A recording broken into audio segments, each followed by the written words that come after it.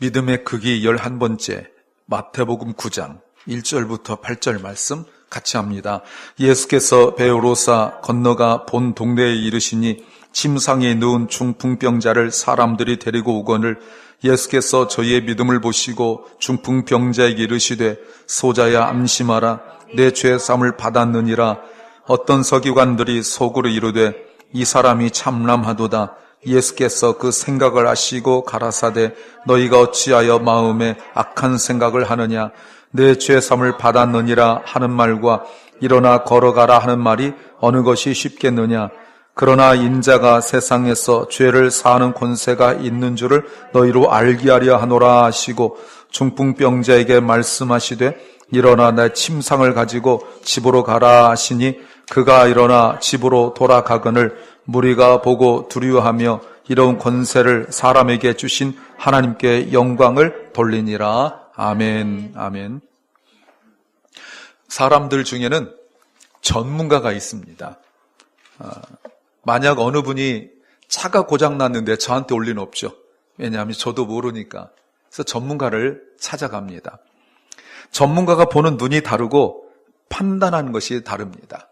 예전에 제가 전도한 어느 분은 LA에서 경제적으로나 사업으로 꽤 이름 있는 분이었는데 그분이 맨 처음에 큰 사업을 하기 전에 컴퓨터를 고치는 분이었었어요. 그래서 제가 그분에게 이메일을 보내고 문자를 보낼 때 항상 이렇게 불렀습니다.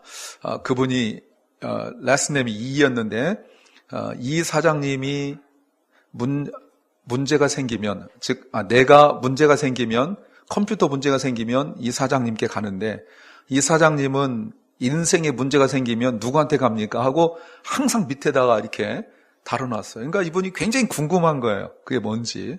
그래서 나중에 이제 만나서 얘기했는데 결국 자기 생일날 결단하고 등록카드 적고 그리고 이제 교회를 다니게 됐죠. 우리가 컴퓨터 문제가 생기면 컴퓨터 전문가를 찾아갑니다. 그런데 우리 인생에 문제가 생기면 누구한테 가야 될까요? 컴퓨터 전문가? 자동차 잘 고치는 사람? 누구한테 갈까요? 우리가 예수님께 나와야 될 줄 믿습니다. 여러분, 전문가는 보는 눈이 다르고 듣는 게 다르죠.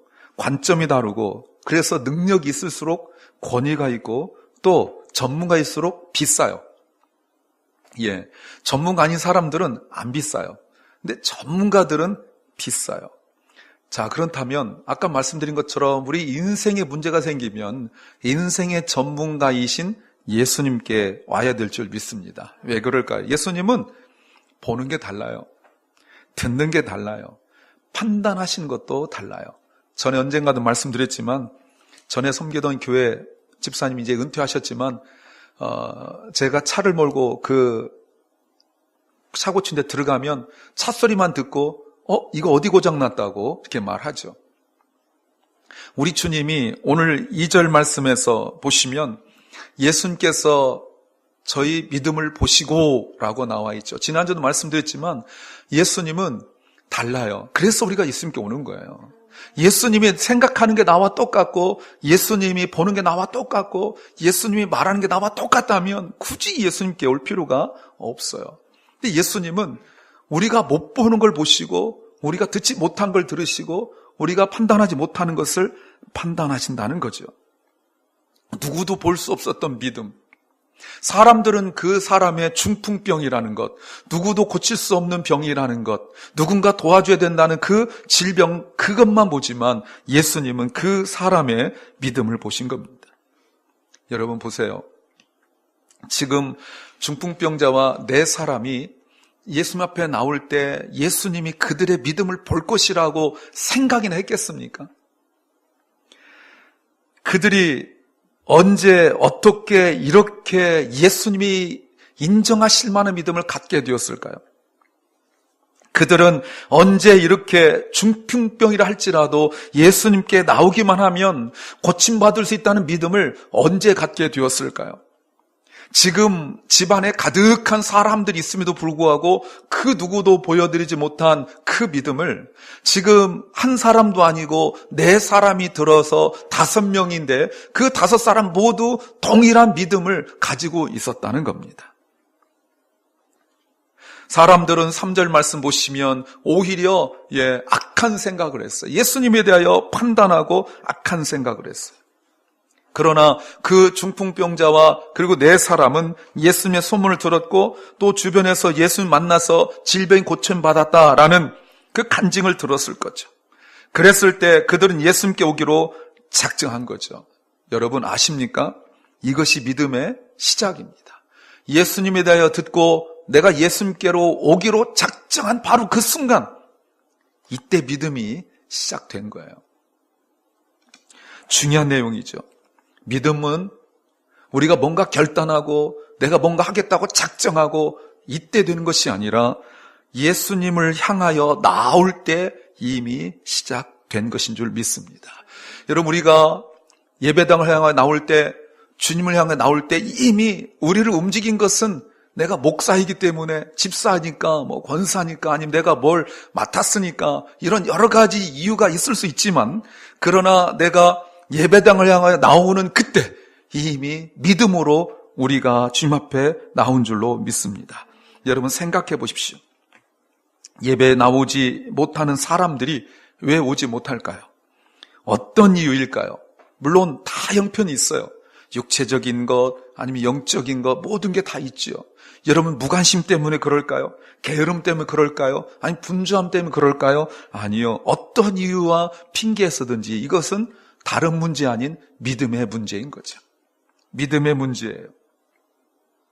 그래서 우리가 믿음 있는 사람들은 오늘 중풍병에 든 사람처럼 억지로라도 주님 앞에 나와야 돼요.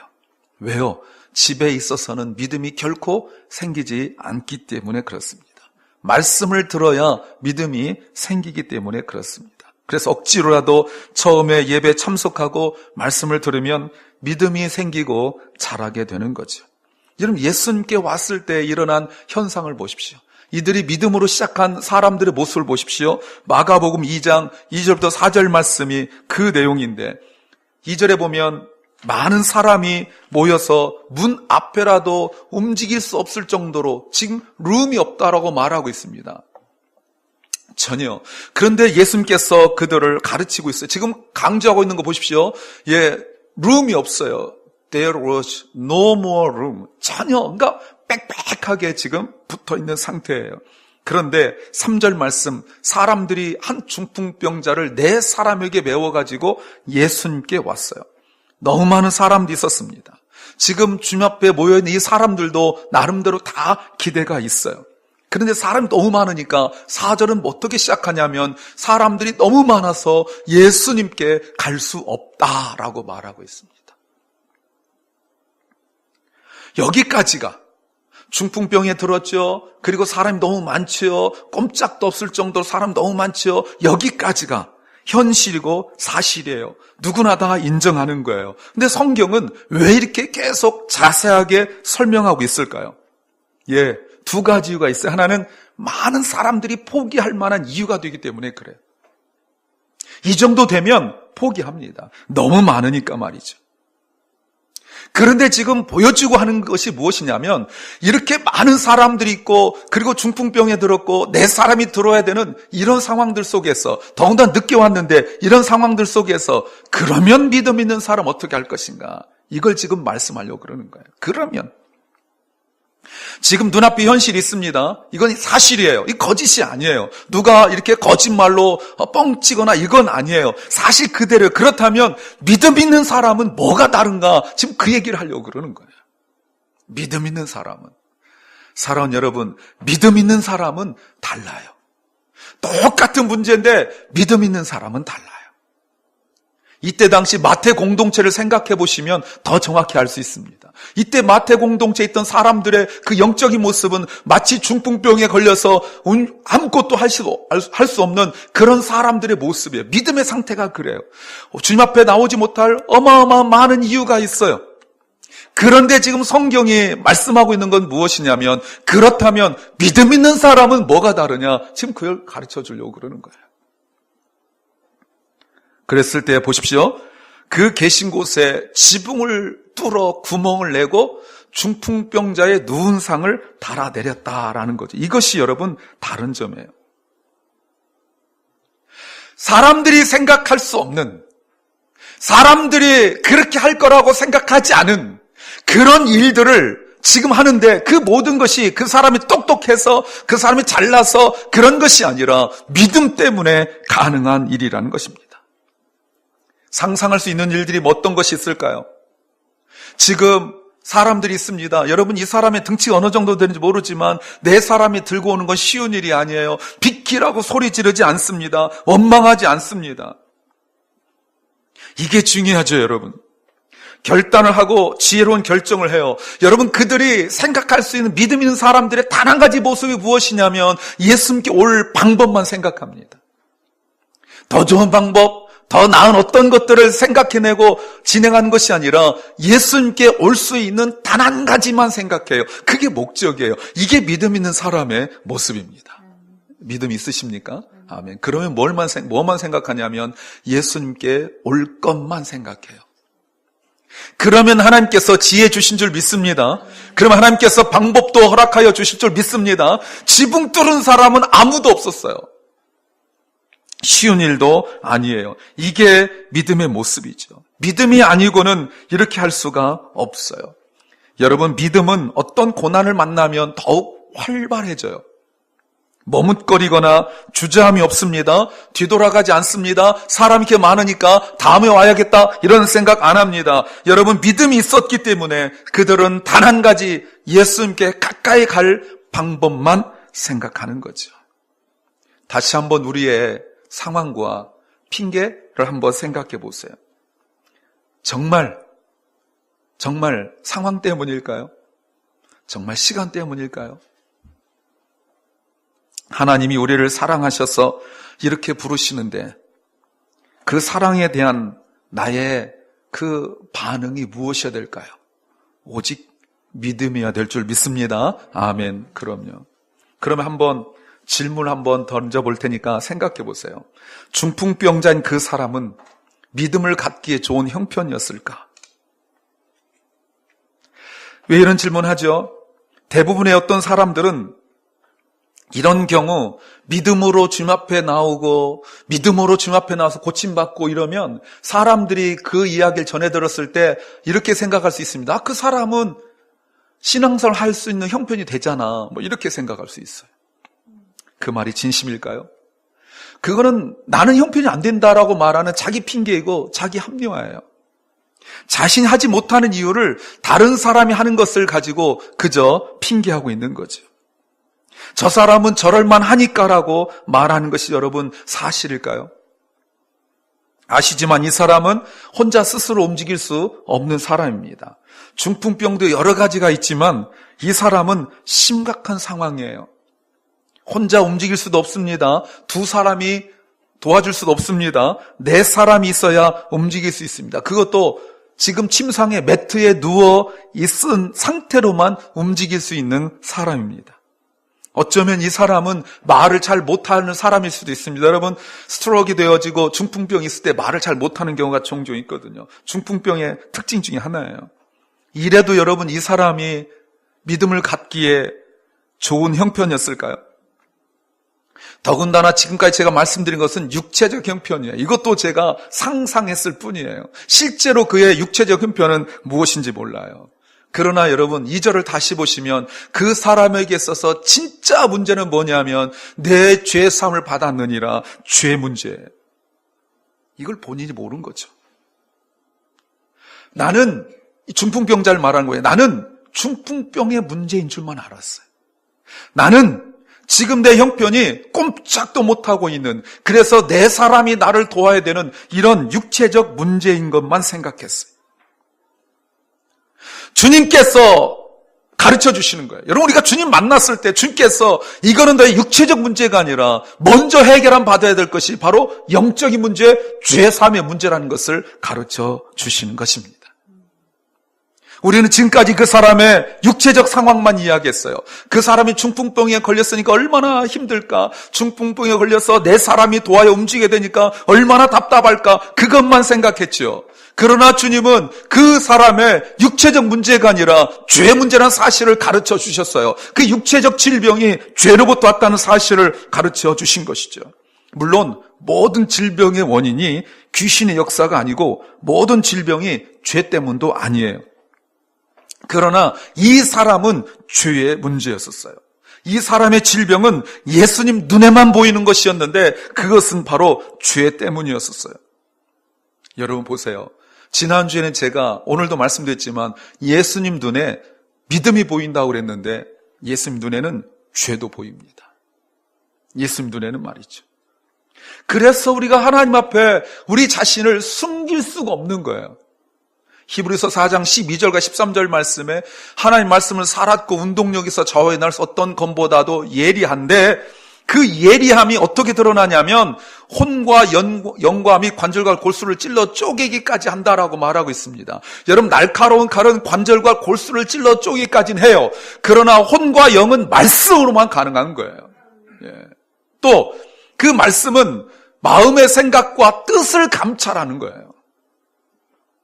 의사는 육체적 질병은 알 수 있지만 그 영의 생각, 마음의 생각과 뜻은 모르는데 하나님 말씀은 알아요. 그래서 13절 말씀에 이렇게 말하고 있습니다. 지으신 것이 하나라도 그 앞에 나타나지 않음이 없고 오직 만물이 우리를 상관하신 자의 눈앞에서 벌거벗은 것처럼 드러난다라고 말씀하고 있습니다. 하나님께서 다 카운트하시는 거예요. 하나님께서 모든 것을 다 계산하세요. 그래서 우리가 하나님 앞에서 우리가 아무리 옷을 입어도 벌거벗은 것처럼 드러나요. 마음의 생각과 뜻을 아시고 보시기 때문에 그래요.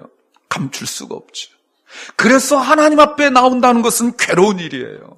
그래서 하나님 앞에 나오는 것이 가로막혀요. 하나님 앞에 나가지 못하도록 사단이 자꾸 가로막아요. 여러분 아담과 하와가 하나님께 불순종하고 난 이후에 한 것이 무엇이냐면 말씀을 듣고 그들은 숨은 거예요. 그리고 자신의 몸을 감추고 자꾸 가리기 시작한 거죠. 말씀하셨을 때 그들은 자꾸 핑계하고 원망하는 모습을 보여주는 겁니다. 하나님은 다 아시는데, 하나님은 다 우리의 모든 걸 다 아시는데, 우리의 생각과 뜻과 계획과 앞날을 다 아시는데 우리는 자꾸 그것을 부인하려고 해요. 자꾸 내 개인의 능력으로, 개인의 힘으로, 개인의 실력으로 뭔가 하려고 해요, 여러분. 그러나 하나님 앞에 다 드러나면 정말 속 시원합니다. 마음에 평화가 있고 그렇게 위로가 됩니다. 그런데 그 전까지가 어려워요. 그 전까지가 주님 앞에 나와 말씀 앞에 벌거벗은 자로 우리의 생각과 뜻과 이 모든 계획들을 다 드러낼 때 정말 부끄러워요. 그래서 자꾸 하기 싫어요. 자꾸 다른 기도하고 그 자꾸 엉뚱한 것으로 자꾸 돌리려고 해요. 그러나 하나님 앞에서 우리의 모든 것이 머리끝부터 발끝까지 다 드러났을 때 여러분 정말 속 시원합니다. 우리의 어두운 마음이 우리를 가로막아요. 드러나면 안 될 것 같아요. 우리의 본성이 자꾸 감추려고 해요. 근데 사랑하는 여러분, 이 사람은 그럼에도 불구하고 예수님께 왔어요. 그의 심각한 육체적 질병 때문에 왔지만 영적인 상태를 주께서 아셨고 주께서 온전히 치유하고 회복하여 주신 줄로 믿습니다. 여러분 왜 이렇게 많은 사람들이 있지만 오직 한 사람만 치유되었는지 성경은 왜 이 한 사람만 우리에게 가르쳐주고 있는지 여러분 아시겠죠? 어쩌다가 이런 질병이 생겨날 정도로 죄를 지었는지 몰라요. 또한 어떤 죄인지도 성경은 말하고 있지 않습니다. 그러나 분명한 것은 그 사람은 죄를 지었고 그 죄가 처음부터 큰 죄는 아니었을 터인데 조그만 죄 이것이 점점 강하게 되어졌고 마음을 막고 영을 가로막고 그것이 육체적으로 드러나기 시작하여서 나중에 스트로크로 중풍병처럼 만들게 되어졌고 그 죄를 깨닫지 못하였기 때문에 죄가 심각하여진 거죠. 이제 이 사람은 점점 더 상황 악화되어지고 이렇게 인생이 맞춰진 일밖에 남지 않았어요. 여러분 지금 중풍병으로 꼼짝없이 누워있는 이 사람이 어떤 소망을 품을 수 있을까요? 어쩌면 이 사람은 누워가지고 내가 지금까지 좋은 남편이 되지 못하고 또 좋은 아빠가 되지 못했던 것을 후회하며 살았을지도 몰라요. 만약에 내가 회복되어진다면 정말 좋은 남편이 되고 좋은 아빠가 되고 그리고 신실한 내가 주의 성도가 되겠다고 작정했을지도 몰라요. 그러나 움직이지 못하기 때문에 누군가 옆에 계속 붙어 있어야 되고 이 사람이 남자인데 가정의 경제를 책임질 수 없기 때문에 가족의 생계도 어려웠을 거예요. 여러분 이렇게 되면 사람이 변합니다. 자꾸 자기 자신을 비관적으로 생각합니다. 만약에 이 사람이 명문대를 나왔고 그때 명문대는 없었지만 오늘날 비교해서 명문대를 나왔고 뛰어난 지식이 있던 사람이 죄를 지음으로 말미암아 육체적 질병까지 와서 그가 아무것도 하지 못하게 되었을 때 찾아오는 그 비관, 그의 낙심은 어마어마했을 거예요. 그러면 주변 사람도 힘들게 하고 지치게 하죠. 가족 간에 불화가 생기기도 하고 이런 속담이 있어요. 오랜 병에 효자 없다. 아마 어쩌면 이럴 정도면 가족들 마음속에 정말 이런 생각했을지도 몰라요. 하나님이 더 고통 없이 데려가셨으면 좋겠다. 이렇게 가족들 힘들고 이렇게 힘들 때 아마 어쩌면 본인도 그런 생각했을 수도 있고 가족들도 그런 생각했을 수도 있어요. 차라리 내 남편, 차라리 우리 아빠 저렇게 힘들고 가족도 힘들고 아무것도 못하고 날마다 저렇게 소리 지르고 화를 내고 그리고 대소변 다 받아내야 되고 하는 이런 상황들 속에서 차라리 하나님이 데려가셨으면 좋겠다. 이런 생각했을 수도 있겠죠. 그런데 이 사람이 예수님 이야기를 들었고 주님 앞에 나오는데 누가 질질 끌어서 나온 것이 아니에요. 사람들이나 아내가 또는 자녀들이 사정사정해서 한 번만 가달라고 부탁하여 와준 것이 아니에요. 못 이기는 척하고 온 것이 아니에요. 그는 믿음으로 나왔고 자신의 육체적 질병과 영적인 질병도 함께 해결함 받은 줄로 믿습니다. 아멘. 여러분 예수님께 믿음으로 왔기 때문에 그래요. 예수님 그 사람의 믿음도 보셨고 예수님 그 사람의 죄도 보셨죠. 사랑하는 여러분, 예수님 앞에 나오면 이렇게 해결을 받는 줄 믿습니다. 믿음으로 나오시기를 주의 이름으로 축원합니다. 할렐루야. 할렐루야. 예. 그런데 여러분 치유받는 순서가 있어요. 이 사람은 지금 육체적 질병으로 힘들고 답답하죠. 그러나 여러분 다른 사람들께 생각했고 본인도 그렇게 생각했겠지만 우리도 그렇게 생각하지 않겠습니까? 누군가 어떤 질병으로 힘들할 때 우리는 저조차도 목사님 저조차도 가서 그 육체적 질병만 치유하기를 주께서 치유하시기를 기도하고 또 그렇게 위로할 거예요. 집사님 힘드시지요? 얼마나 힘들어요? 이 이야기만 할 거예요. 그러나 예수님은 그의 문제가 영적인 문제, 영적인 질병부터 해결함 받아야 된다는 것을 아셨어요. 그래서 죄의 문제부터 해결하신 것이죠. 왜요? 주님께는 죄의 문제가 더 심각하거든요. 우리는 육체적 문제가 더 심각해요. 왜? 힘들거든요. 답답하거든요. 아주 너무너무 어렵거든요. 내가 움직여야 돈을 벌고 내가 움직여야 가족들이 먹고 살고 내가 움직여야 뭐라도 하거든요. 그런데 주님은 육체적 질병 이전에 영적 질병이 더 문제라고 주님은 아셨고 그 문제를 해결해 주신 줄로 믿습니다. 사랑하는 여러분, 내가 사업이 힘들고 몸이 힘들 때 그 문제가 중요하지만 다른 사람들도 그렇게 생각하겠지만 주님도 그렇게 생각하실까요? 주님도 그렇게 생각하실 리는 없습니다. 주님은 우리가 먼저 주님과 관계가 해결함 받기를 원하세요. 그래서 이렇게 표현하신 분이 있어요. 따라서 해주세요. 기도는 삼위 하나님과 춤을 추는 것이다. 예, 이건 제가 한 말이 아니에요. 여러분 그 C.S. 루이스가 한 말이에요. 기도는 삼위일체 하나님과 춤을 추는 거예요. 그 하나님 임재 속에 들어가서 나는 지금 내 육체적 질병을 가지고 내 문제를 가지고 나의 답답함을 가지고 주님 앞에 나왔는데 삼위일체 하나님께서 내가 왔다는 사실 때문에 그 그 육체적 질병, 경제적 문제, 그리고 상황의 문제를 가지고 주님 앞에 나왔다는 것 때문에 삼위일체 하나님께서 댄싱을 하는 거예요. 춤을 추는데 나도 그 속에 들어가서 하나님 바라보게 되어지니까 나의 문제를 다 잊어버리고 하나님과 함께 춤을 추었더니 내 심령이 평안을 얻고 내 육신이 평안을 얻게 된 줄로 믿습니다. 사랑하는 여러분, 왜 이렇게 말씀하시죠? 내 문제, 진정한 문제가 무엇인지 알아야 되기 때문에 그래요. 만약에 이 사람이 육체적 문제만 고침받았다면 자신의 진짜 문제를 몰랐을 거예요.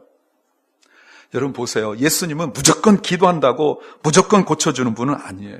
문제의 근원적인 것을 해결하시는 것이죠. 제가 이런 말씀을 드렸죠. 금요일 저녁에 알고 믿으라고 기억나시죠? 우리 하나님은 아주 칼날 같고 송곳 같은 분이에요.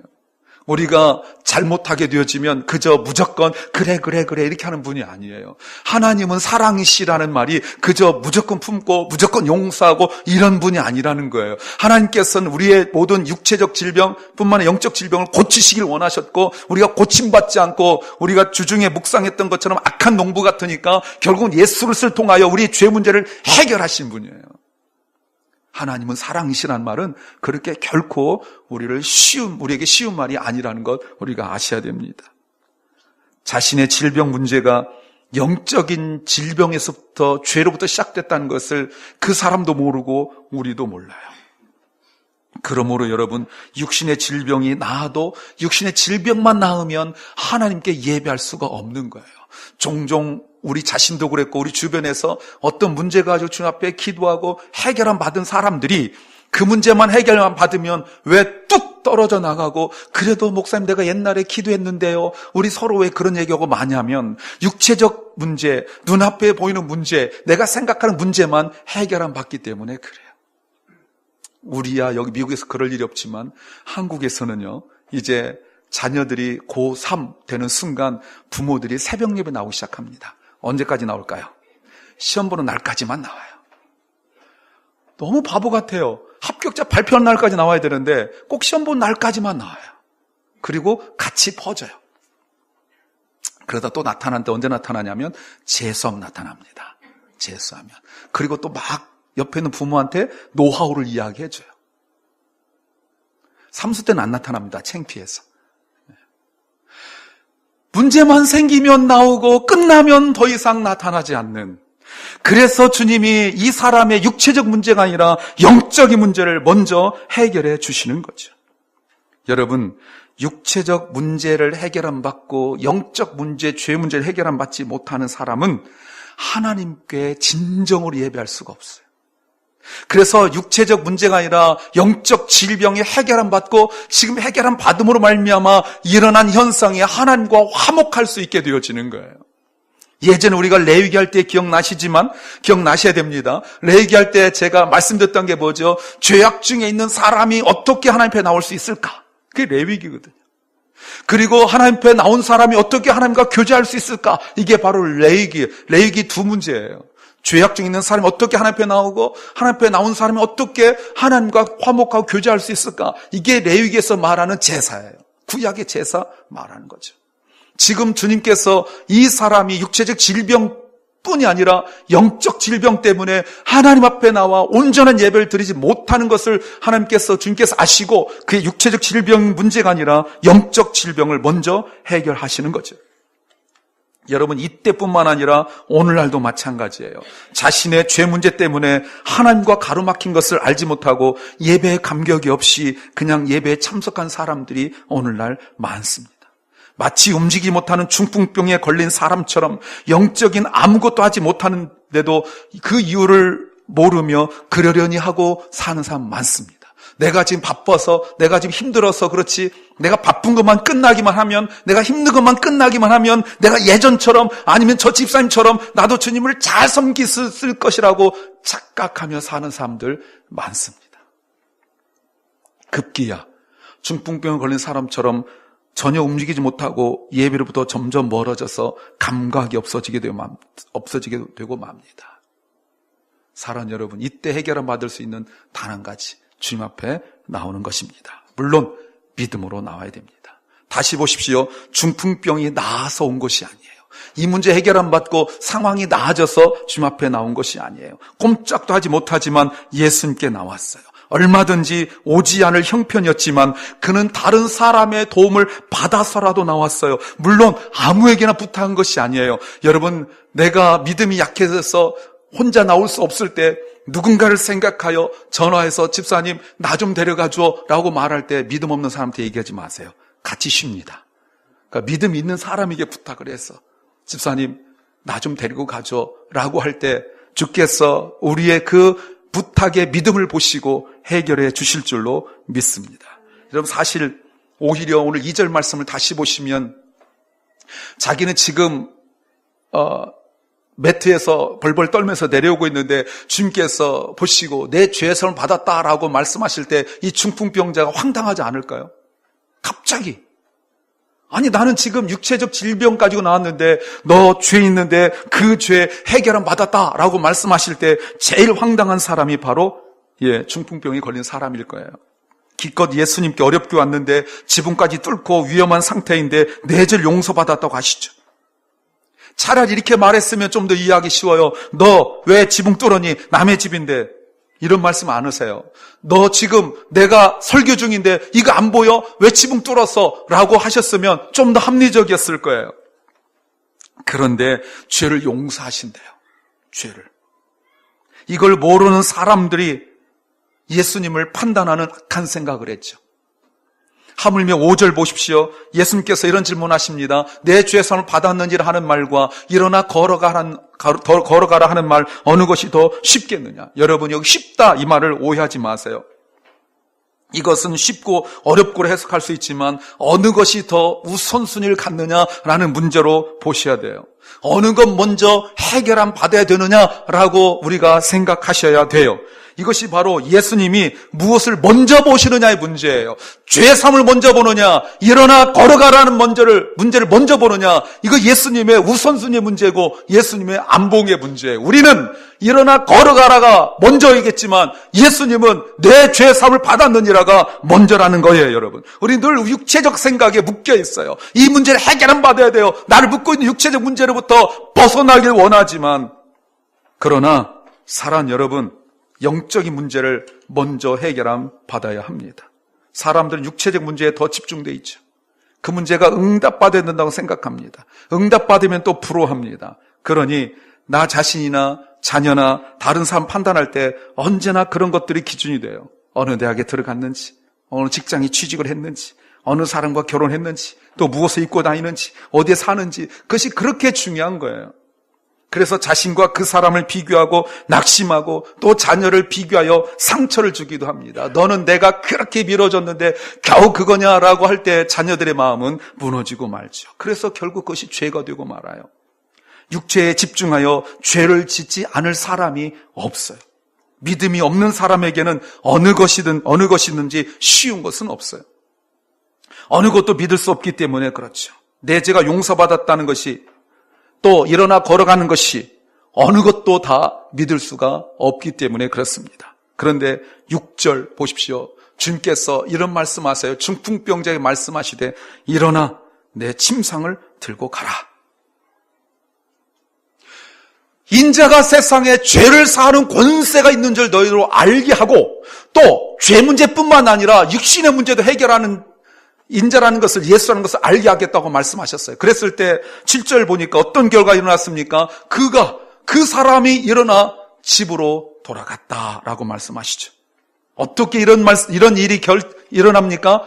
믿음 때문이에요. 단 한 가지예요. 믿음 있는 사람의 반응이에요. 자기 힘으로 되지 않고 다른 사람의 도움으로 되지 않는 일인데 예수님의 말씀을 들었을 때 그의 인생에 일어난 변화인 줄로 믿습니다. 누워서 꼼짝도 못했던 그 사람이 일어날 힘이 생기고 의지가 생겼어요. 본문을 다시 보십시오. 네 죄가 용서받았다라는 그 주님의 말씀에도, 내 침상을 들고 가라는 말씀에도 이 사람은 아무런 대꾸도 하지 않아요. 말씀하시면 그의 마음에 오로지 한 가지밖에 없어요. 믿음밖에 없어요. 사랑하는 여러분, 믿음 없는 사람과 비교하지 마세요. 내가 그래도 저 사람보다 낫지. 아니요. 그런 사람은 여러 번 말했을 거예요. 왜 나를 죄사함 받았다고 말을 하냐는 등, 왜 침상 들고 가라고 말을 하냐는 등, 말만 하면 시비 걸고 말만 하면 사사건건 이유를 대고 핑계래요. 그러나 믿음 있고 고침받은 사람을 보십시오. 말씀 앞에 침묵하고 그 말씀대로 그 인생이 일어나기를 원하는 걸 보십시오. 사랑하는 주님의 성도 여러분, 내 모든 상황과 형편에도 불구하고 주님께 나와야 됩니다. 다른 곳에 가야 소용없어요. 다른 사람 찾아가야 소용없어요. 말세가 되어지고 종말이 다가올수록 우리의 마음을 빼앗고 시선을 빼앗는 것들로부터 우리를 주께서 부르신 줄 믿습니다.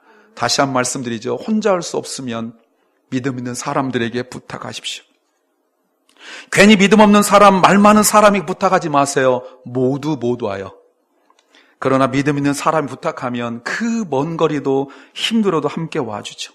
사람들이 많으면 믿음 있는 사람은 함께 지붕을 뚫어줘요. 그 믿음을 보시는 거예요.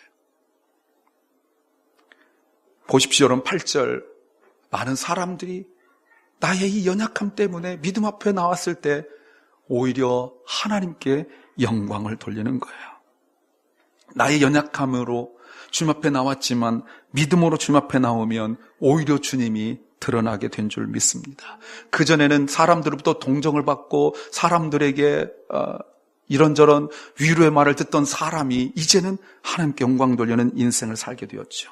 우리 일생을 인도하실 주님 앞에 믿음으로 나오시기를 주의 이름으로 축원합니다. 우리의 모든 일이 예수님을 드러나는 인생 되시기를 간절히 소망합니다.